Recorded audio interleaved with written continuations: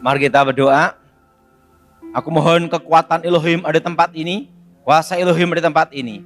Curahkan hujan keselamatan, hujan pertobatan. Lawat kami secara pribadi Tuhan, supaya kuasa Yesus bekerja dalam hidup kami semua. Dan nama Tuhan dimuliakan.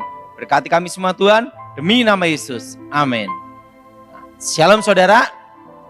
Nah, sebelum kita tanya jawab, kita akan bahas tentang minyak urapan. Apa saudara? Sebenarnya saya belajar minyak urapan itu dari pengalaman hidup, bukan doktrin. Waktu itu saya lihat ada pendeta olesi minyak. Ada pendeta olesi minyak. Saya tidak ngerti itu saudara. Nah, pada waktu saya bertobat, saya hanya ngelihat aja. Dan suatu kali saya praktekkan. Di situ saya baru mengerti bahwa minyak urapan itu ada maksudnya. Yang pertama, minyak urapan itu adalah tanda itu milik Tuhan. Apa saudara?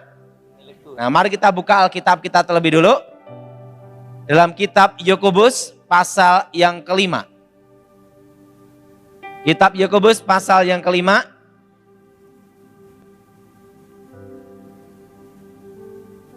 Ayat 12 sampai dengan 15. Saudara yang ganjil, saya genap. Tetapi yang terutama saudara-saudaraku, janganlah kamu bersumpah demi surga, maupun demi bumi atau demi sesuatu yang lain. Jika iya, hendaklah kamu katakan ya. Jika tidak, hendaklah kamu katakan tidak.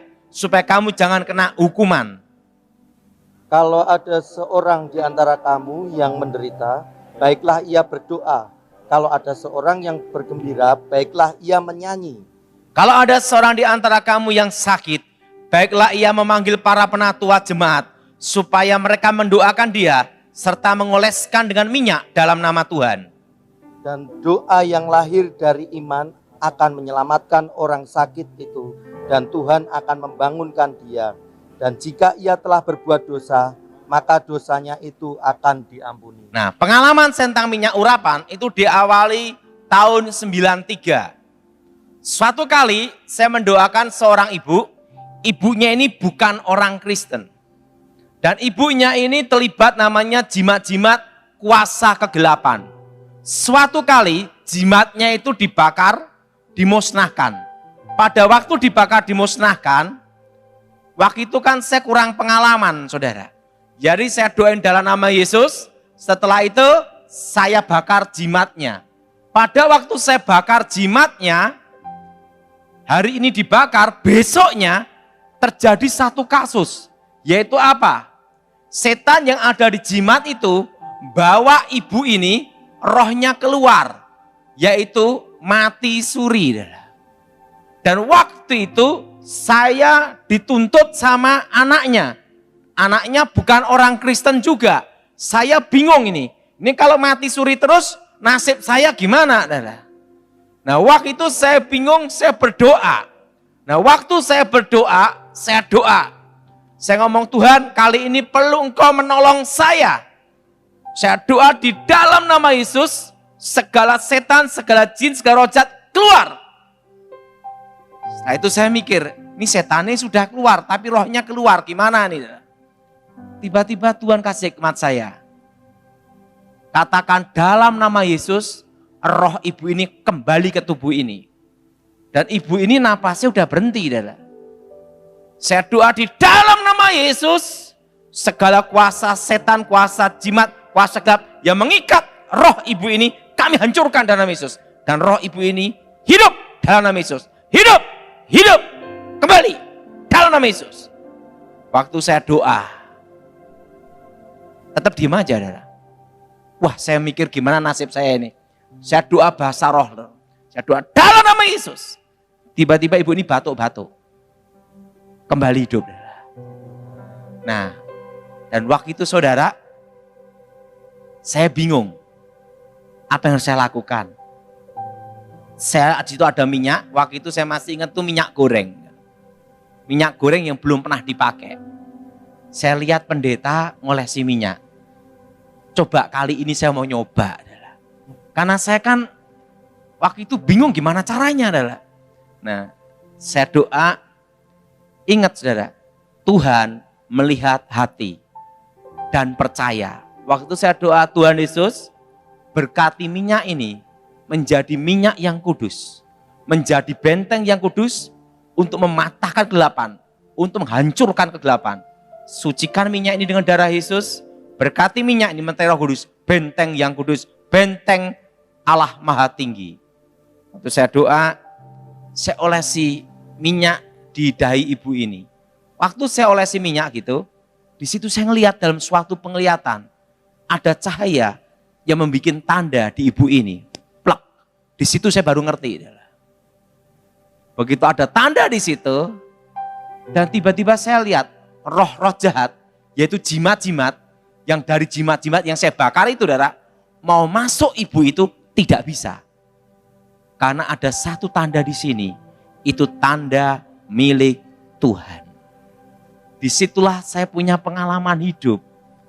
Jadi minyak urapan itu tidak sembarangan. Bahwa itu adalah tanda milik Tuhan. Tepuk tangan untuk Tuhan kita. Nah, dari pengalaman pertama itulah saya baru mengerti bahwa diolesi minyak dalam nama Tuhan Yesus. Nah, sebagai tanda milik Tuhan. Makanya sering di dalam kasus pelepasan, pengusiran roh, begitu setannya itu diusir keluar, tiba-tiba yang habis kita doakan diganggu setan lagi. Di situ pengalaman berkali-kali terjadi. Nah, karena pengalaman yang pertama itulah, begitu saya doa pengusiran setan, setannya keluar, baru dikasih olesi minyak urapan sebagai tanda milik Tuhan. Nah, dan itu kejadian tidak hanya sekali, terutama orang yang punya jimat. Orang kalau punya jimat, itu ngalami susah mati. Suatu kali saya diminta melayani orang, orangnya ini aneh saudara. Anehnya gimana? Jadi umurnya 80 tahun ke atas. Kondisinya secara medis itu seperti orang mati. Gini saudara. Tetapi pada waktu jam makan, langsung bangun, makan, buk. Setelah itu gini lagi. Ini namanya setan rakus. Jadi pas jam makan aja bangun. Ini kejadian benar. Keluarganya bingung. Secara medis udah mati. Karena seluruh tubuhnya ini sudah lumpuh. Tapi tidak bisa mati. Nah, tapi anehnya setiap jam makan langsung bangun. Sekitar bangun langsung makan yuk. Buk. Setelah itu minum makan selesai gini lagi. Itu tidak hanya sebulan, bertahun-tahun. Nah, waktu itu saya bingung ini kasus gimana. Karena belum pernah ngalami setan rakus kayak gini. Saya diminta datang pertama kali. Saya lihat. Waktu saya doa, Tuhan ngasih saya penglihatan. Waktu Tuhan ngasih saya penglihatan, saya lihat. Di dalam tubuh ibu ini ada pusaka keris. Yang ditanam dalam badannya, jiwanya tersandra. Artinya jiwanya ini tertahan. Rohnya tidak bisa keluar. Nah, waktu itu saya doa. Waktu saya doa saya mikir, ini kalau habis saya doain mati nanti saya dituntut nanti ini. Sebelum saya doain saya minta keluarga dikumpulin dulu. Nah setelah keluarga dikumpulin, waktu keluarga dikumpulin saya ngomong, ini kalau saya doakan berangkat gimana? Maksudnya berangkat gimana? Ya mati. Jadi kalau ini saya doa ngasih tiket berangkat, gimana? Udah siap. Karena ini sudah waktunya. Tetapi karena kekuatan jimat itu nggak bisa mati. Percaya atau tidak, orang yang punya jimat, kalau belum dilepas susah mati. Nah, waktu itu saya lihat keluarganya kumpul-kumpul, ambil keputusan. Baik, silakan. Benar ini, silakan. Ya udah. Saya doa dalam nama Yesus, setan keluar. Ini pengalaman hidup saya, bukan doktrin. Pengalaman orang yang susah mati, semua kekuatan jimat, kekuatan pusaka, itu terpusat ada di 3 titik. Bahkan 4 titik. Yang pertama adalah ini, pegang sini dulu. Semua pegang bagian sini. Orang kalau belajar konsentrasi, meditasi, konsentrasi pasti di sini. Bukan di tangan. Betul? Sini. Kedua, pegang bagian sini. Jantung. Plus sudah tahu bahwa jimat yang ditanam dalam tubuh, termasuk susuk, itu mengikuti jalan peredaran darah. Yang ketiga adalah pusar. Bagian apa, saudara? Pusar. Sini, saudara. Nah, kenapa bagian pusar? Dipercaya, ini kepercayaan sebelum saya bertobat, sebelum manusia lahir, hidup dari tali pusatnya. Maka disebut kekuatan inti itu ada di sini. Nah, yang ketiga ini, tapi yang keempat itu jarang terjadi, yaitu tulang ekor. Kalau tulang ekor ini jenis suatu kasus di mana kekuatan menyatu secara tubuh, jiwa, dan roh. Dan itu kasus berat. Nah, kalau yang kasus berat ini saya sering alami. Nah, di situ saya doakan di dalam nama Yesus setan keluar, darah Yesus hancurkan kutuk. Saya olesi minyak 3 titik ini dulu. Karena saya melihat itu belum kasus berat. 1, 2, 3. Baru saya tumpang tangan. Segala roh-roh setan, roh-roh jahat, roh kutuk keluar dalam Yesus. Setannya keluar. Begitu setannya keluar, saya lihat roh-roh jahat ini mau masuk ke tubuh ini lagi. Ingat, setan tidak terima kalau satu jiwa selamat. Roh ini menghantui terus. Gini-gini, roh ini menghantui terus. Begitu roh ini menghantui terus, tetapi tidak bisa masuk ke tubuh ibu ini. Di situ saya lihat dalam penglihatan di alam roh, bahwa yang dikasih tanda minyak urapan itu ada cahaya 3 titik juga. Setelah itu saya doakan, besoknya meninggal. Jadi minyak urapan itu jangan diremehkan. Makanya kadang itu saudara, orang itu mengatakan minyak urapan gini-gini nih, ngapain diributkan? Kalau enggak setuju, ya diem aja lah. Wong kamu setuju protes atau tidak, enggak ada yang rugi, enggak ada yang untung. Tapi itu ada gunanya.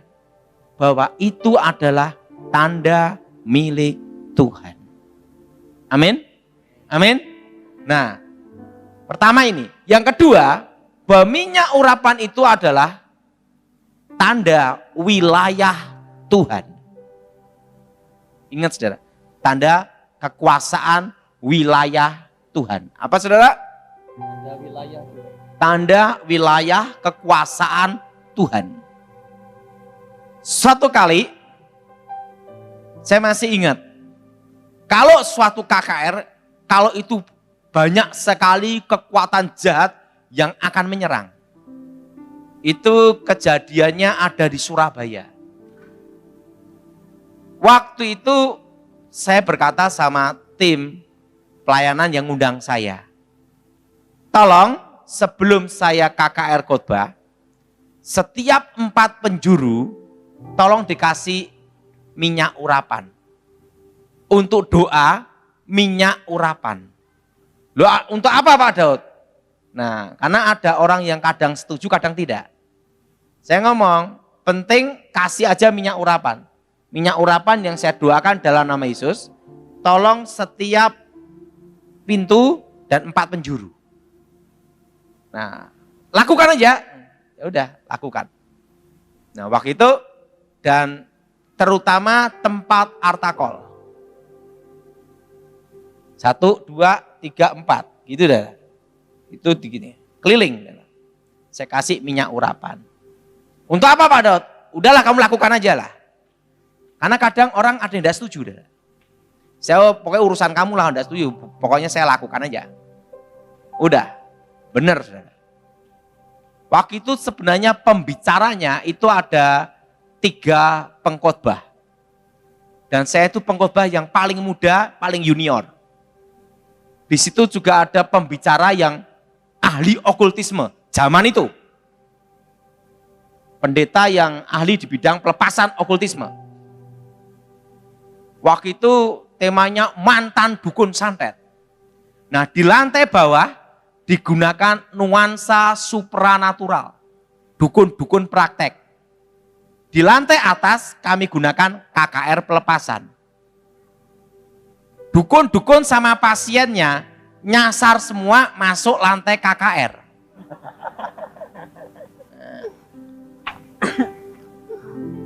Dan apa yang terjadi? Udah toh? Nah, saya berdoa. Waktu itu kan pembicaranya tidak di tempat acara, di satu ruangan sendiri. Pendeta senior ngomong sama saya, Daud, kamu kan junior. Itu saya baru sekolah kitab itu. Kami ngasih kamu kesempatan. Hari yang pertama Pak Dot yang khotbah duluan. Wah, pemain baru kan ingin nonjol juga, betul enggak? Wah, ini pendeta senior ngasih kesempatan ini. Saya kan enggak tahu. Makanya jangan cari panggung. Ini pengalaman hidup saya. Jangan cari panggung. Wah, kok pendeta ngasih saya panggung? Wah, kamsia kan? Semangat itu. Saya masuk, kaget saya. Dukun-dukun sama pasiennya kumpul semua di KKR. Dan itu dukun berbagai tempat di Indonesia.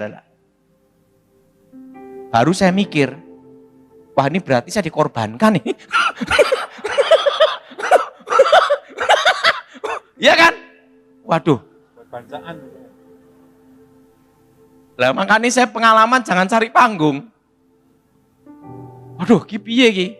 Mau mundur enggak bisa, udah diumumkan. Wah, saya berdoa nih. Waduh, kelenger iki. Untungnya waktu itu saya kan karena punya pengalaman tentang minyak urapan, tak kasih tanda-tanda itu. Nah, apa yang terjadi? Saya berdoa. Saya berdoa, saudara, Tuhan, aku mau khotbah apa enggak ya? Waktu aku belum bertobat, saya nyantet Gilbert seorang diri. Setelah aku bertobat, lah ini kok disantet rame-rame. Nah, dua pendeta di ruangan, haleluya, haleluya. Lah saya yang mau maju, yang mikir. Aduh, gimana ini? Nah, makanya ini pengalaman. Jangan ingin menonjol. Saya berdoa sama Tuhan, Tuhan, ini nasibku gimana? Baru sekolah Alkitab, baru ingin muncul, langsung disikat. Nah, di situ saya punya pengalaman. Kita tidak boleh cari panggung. Nah, saya berdoa, tiba-tiba Tuhan ngomong, maju. Jangan takut. Saya maju, saya ngomong nama saya Daud Tony. Tiba-tiba ada suara. Daud, katakan, semua yang punya jimat, kekuatan gaib, suruh mengerahkan semua ilmunya. Wih. Ini suara Tuhan atau bukan ini? Ini kalau bukan suara Tuhan, mati kena santet rame-rame dah. Waduh, ini suara Tuhan atau bukan ini? Aduh, gimana? Pertama udah terlanjur saya hari pertama. Ini sekarang kok ini ada suara ini. Waduh Tuhan, ini suaramu atau bukan ini? Nah, saya berdoa lagi. Itu saya keringet dingin bener ya. Saya buka mata. Itu tempat yang saya diolesi minyak urapan itu, tiba-tiba keluar cahaya. Titik-titiknya itu. Di situ saya ada kekuatan untuk berjalan. Artinya di situ saya mengerti bahwa itu adalah menjadi wilayahnya Tuhan. Berani maju saya. Maju. Saya maju. Suara itu ngomong lagi. Katakan, dukun-dukun, jimat-jimat, kerahkan ilmu kalian semua. Tetapi tidak boleh menyentuh badan. Jadi perang ilmu benar. Waduh, gimana ini? Suara itu sampai 2 kali. Saya ragu lagi, sampai 3 kali. Katakan, engkau kusertai. Ya udahlah. Saya ngomong sambil pejemata. Kenapa pejemata? Artinya pasrah. saya pejam mata. Semua yang punya jimat-jimat, kerahkan semua. Yang punya ilmu gaib, kerahkan semua. Dan waktu itu saya masih ingat, mimbarnya itu dikasih titik-titik minyak urapan. Jadi keliling gini. Wah, saya buka mata apa enggak ya? Udahlah, saya pejam mata aja. Misalnya saya buka mata, udah ke surga gitu. Maksudnya seperti itu.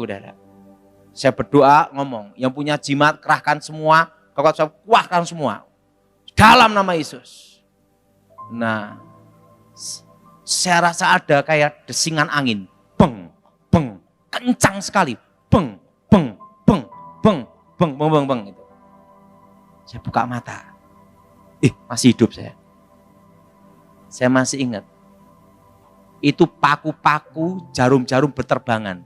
Semua ada di titik-titik itu semua. Jadi tidak bisa nembus. Dan di titik itulah saya melihat tiang awan dan tiang api. Di situ saya baru mengerti. Minyak urapan itu adalah tanda wilayah Tuhan. Nah, di situ saya baru mengerti bahwa minyak urapan itu ada gunanya. Jadi tanda milik Tuhan, kedua tanda wilayah Tuhan, wilayah kekuasaan Tuhan. Di situ saya baru mengerti, karena setan pun juga ada teritorial. Nah, demikian juga Tuhan ada wilayahnya. Waktu kita mendoakan itu, setan tidak ada hak ke situ, karena itu wilayah kekuasaan Tuhan. Nah, makanya sering kejadian, kadang orang bakar pusaka, jimat dihancurkan, keluarga tidak boleh. Ribut pasti. Tetapi yang kita layani minta, Pak, nanti kalau rumah ini diserang setan gimana? Waktu itu saya baru ingat, ada cara untuk mengunci kekuatan pusaka itu supaya tidak berfungsi di wilayah itu. Yaitu apa? Misalnya tempat penyimpanan pusaka di lemari. Maka lemari itu diolesi minyak dalam nama Yesus. Setelah itu, kamar itu 4 penjuru dikasih minyak. Dan waktu itu apa yang terjadi? Saya lihat cara alam roh. Roh-roh yang dalam pusaka itu tidak bisa keluar ke wilayah itu. Karena apa? Kekunci. Menjadi wilayahnya Tuhan. Jadi minyak urapan itu ada gunanya. Kalau engkau tidak percaya, jangan ribut. Kalau yang percaya, lakukan aja. Tetapi pengalaman hidup saya mengatakan demikian. Nah, karena saya pernah ada di Kalimantan, saya cerita waktu itu ya. Makanya saya olesi minyak. Itu mando terbang itu ngelilingi sekitar rumah itu. Tidak bisa masuk. Karena pintu-pintu yang saya olesi minyak itu keluar sinar semua. Di situ saya mengerti. Menjadi wilayahnya Tuhan. Nah, saudara yang punya toko, yang punya pabrik atau rumah, olesi minyak itu di dalam nama Yesus. Pak, apakah harus pendeta? Tidak harus. Engkau sendiri bisa melakukan. Karena kitalah imamat rajani dalam nama Yesus. Nah, yang penting dari iman kembali ke iman. Pengalaman hidup saya mengatakan bahwa apa yang didoakan dengan iman tidaklah kembali sia-sia. Jadi saudara percaya.